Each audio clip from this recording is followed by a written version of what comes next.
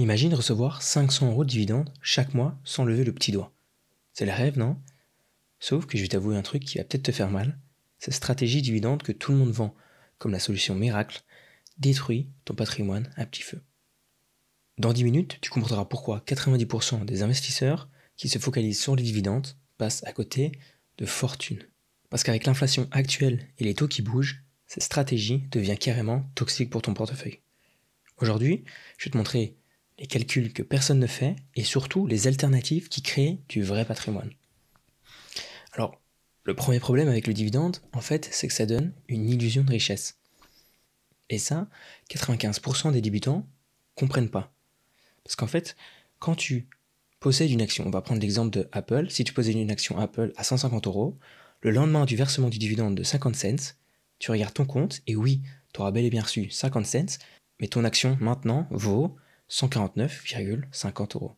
Alors en fait, c'est exactement comme si tu prenais 50 € de ta poche droite et tu la mettais dans ta poche gauche. Et ça, t'appelles gagner de l'argent.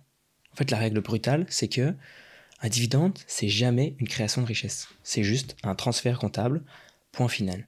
Et même si tu as l'impression d'avoir des revenus passifs, ton investissement, lui, ne bouge pas. Mais pourquoi? Parce qu'il y a deux grosses conséquences cachées du dividende que personne ne comprend. En fait, la première, c'est quand une entreprise verse 60% de ses bénéfices en dividendes, il lui reste quoi pour innover, pour grandir, pour racheter des concurrents par exemple. Si on prend l'exemple de Microsoft, on sait que Microsoft garde son cash, réinvestit, et sur 10 ans, il a fait x10. Alors que si on prend la plupart des entreprises qui versent un gros dividende, elles n'ont pas bougé. Parce qu'une entreprise qui innove pas, qui grandit pas, c'est une entreprise qui meurt à petit feu. Et en fait, c'est ça la vérité qui dérange souvent. C'est plus une boîte verse de dividendes élevés, plus elle avoue qu'elle n'a plus d'idées géniales pour faire fructifier son argent, et pour innover, et pour grandir. Ensuite, il y a une deuxième conséquence cachée, c'est que cette petite dose de dopamine, c'est exactement ce qui t'empêche de devenir riche. Alors, ça crée une sorte de confort toxique, et du coup, ça mène à la stagnation. Par exemple, j'ai un ami qui était tout fier de ses 85 € de dividendes trimestriellement, sur un portefeuille d'environ 6 000 €. Mais pendant qu'il savourait ses revenus passifs, moi, j'ai réussi à doubler mon capital avec des actions tech. En fait, le problème, c'est que le confort des petites rentrées régulières, c'est l'ennemi mortel de la vraie création de patrimoine. Tu te contentes de miettes alors que tu pourrais avoir le pain entier. Mais pourquoi tout le monde en parle? Parce qu'en fait, le dividend yield, maintenant, c'est devenu un argument de vente. C'est devenu un vrai outil marketing, utilisé juste pour attirer les investisseurs comme des mouches sur un graphe. Une action ou un ETF qui affiche 8%, 10%, voire 15%, ça fait rêver. Ce que beaucoup de gens oublient, c'est que ce chiffre ne dit rien sur la performance globale. Tu peux très bien toucher un dividende très généreux pendant que la valeur de ton actif s'écroule. En fait, vois ça comme si on te versait un loyer tous les mois et qu'à côté, ta maison, elle perdait 30% de sa valeur. Et le problème, c'est que certains jouent sur ça. Ils mettent juste en avant le yield pour capter le capital. Et en arrière-plan, toi, tu perds. Et la moralité, tu dois comprendre que le dividend yield, c'est un indicateur marketing et pas un gage de performance. C'est pas un mauvais signal en soi, mais c'est sûrement pas un critère de décision suffisant.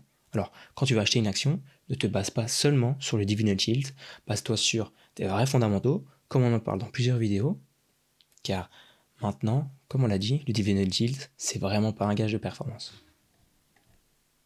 Ok, mais maintenant que tu as cette information, qu'est-ce que tu en fais? Tu dois comprendre 3 choses. Tu dois comprendre, en fait, quand investir. Je regarde jamais les infos pour savoir si c'est le bon moment. À la place, j'utilise 2 indicateurs simples. Le Fear Trade Index, comme j'en parle souvent dans les vidéos, et le Put Call Ratio. Ça montre en fait l'émotion dominante du marché. Quand tout le monde panique, j'achète. Et quand tout le monde est euphorique, j'attends. Et si tu veux, je surveille ces signaux pour toi, t'épargne les heures de veille, et je t'envoie chaque semaine un résumé clair, synthétique et exploitable pour agir intelligemment. Alors si tu veux, et si ça t'intéresse, tu peux rejoindre Macroscope, ma newsletter stratégique, le lien est dans la description. Ensuite, la deuxième chose que tu dois faire, c'est que tu dois savoir dans quoi investir. Tu dois choisir des entreprises qui génèrent du vrai cash flow, qui ont des bons fondamentaux et qui ont une bonne valorisation. Et ensuite, tu dois savoir comment investir. Alors beaucoup de personnes te parlent de juste faire du DCA, Sauf que bon, c'est plus suffisant. Maintenant, il faut faire une sorte de DCA hybride. C'est comme du DCA classique, mais plus intelligent. Le DCA classique, tu vas juste investir tous les mois la même somme, peu importe ce que le marché fait.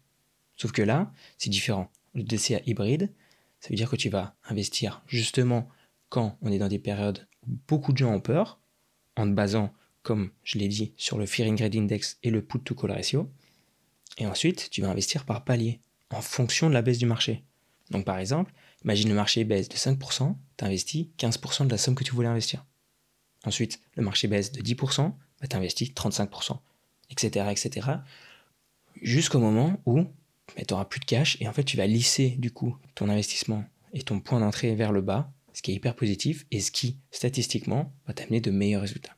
Alors, tu es libre de penser ce que tu veux, et tu es libre de penser que les dividendes, ça c'est l'avenir, mais n'appelle pas ça un plan d'investissement, appelle ça juste une rente tranquille, qui va avancer, oui, mais qui va avancer à la vitesse d'un escargot.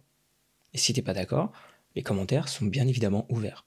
Mais si t'es d'accord, j'ai une vidéo qui t'explique exactement comment analyser une action en 10 minutes, elle s'affiche juste ici, et si t'aimes le contenu, pense à t'abonner, ciao.